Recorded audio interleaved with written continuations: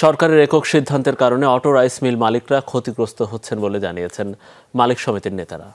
দুপুরে নওগাঁ সদর উপজেলা পরিষদ হল রুমে Bangladesh auto rice mill owners সমন্বয় পরিষদের সভা অনুষ্ঠিত হয়। সভায় দেশের বিভিন্ন জেলার অটো রাইস মিল মালিকরা অংশ নেন।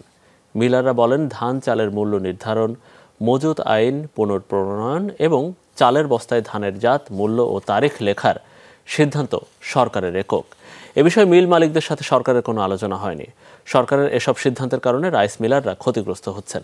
নেতারা বলেন, সরকার মিনিকেট নামে চাল বাজারজাত করার ক্ষেত্রে নিষেধাজ্ঞা জারি করেছে, কিন্তু মিনিকেটের পরিবর্তে কী নামে সেই চাল বাজারজাত করা হবে তা নির্ধারণ করেনি। সিলন ফ্যামিলি ব্লেন্ডের কড়ালিকার আর সতেজ স্বাদের পারফেক্ট ব্লেন্ডে স্বপ্নেরা মিলুক টানা। মিলাররা বলেন, ধান চালের সংগ্রহের যৌক্তিক মূল্য নির্ধারণের দাবি জানান। বলেন, উৎসে করের কারণে মিলাররা সরকারি গুদামে চাল সরবরাহ করতে পারছেন না।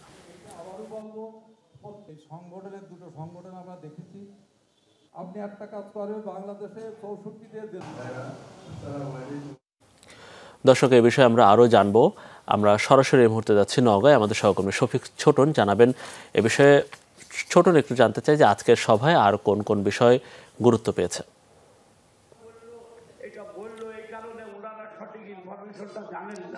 মনির, আসলে আজকের সভাটি শুরু হয়েছে বেলা 12টার দিকে, তখন থেকেই চলছে। এখন বক্তব্য চলছে এবং দেশের নানা প্রান্ত থেকে অটো রাইস মিলাররা এখানে এসে জড়ো হয়েছেন এবং মত বিনিময় করছেন। তারা মূলত বেশ কয়েকটি দাবি তুলে ধরছেন সরকারের কাছে। একটি প্রধান দাবি হচ্ছে যে মিনিকেট নামের যে চাল বিপণনের ক্ষেত্রে নিষেধাজ্ঞা জারি করা হয়েছে সেটি নিয়ে আলোচনা করার আহ্বান করা হচ্ছে। একই সাথে উৎস কর সহ বেশ কয়েকটি দাবি কিন্তু তুলে ধরা হচ্ছে এখানে। আমরা একজনের সঙ্গে কথা বলে জানবার চেষ্টা করব। তিনি তৌফিকুল ইসলাম বাবু, অনার্স অ্যাসোসিয়েশনের যুগ্ম আহ্বায়ক।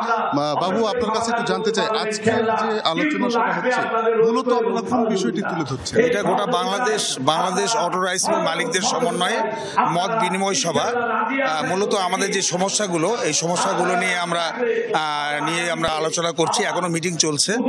বিশেষ করে আমাদের উপরে যে উৎস কর আসছে, তারপর প্রাকৃতিক ছাঁটাই ক্ষমতা, তারপরে আপনার বস্তার নাম লেখা, তারপরে আপনার এই যে মিনিকেট লেখা যাবে না, তার যে জাতের প্রকারের যেটা আমাদেরকে জানানো, মূলত এই সমস্যাগুলো নিয়ে আর বৈঠক থেকে কি ধরনের সিদ্ধান্ত আসতে পারে? না, এরকম সিদ্ধান্ত আসবে যে আমরা সরকারের সঙ্গে এটা নিয়ে আমরা বসতে চাই, যে এই প্রবলেমগুলো নিয়ে আমরা বসবো প্রথমে, তারপর ওনাদের কি অবস্থা পাই বা কি ওনারা রিপোর্টটা দেয়, তারপরে আমরা আবার পদক্ষেপ নেব আর কি।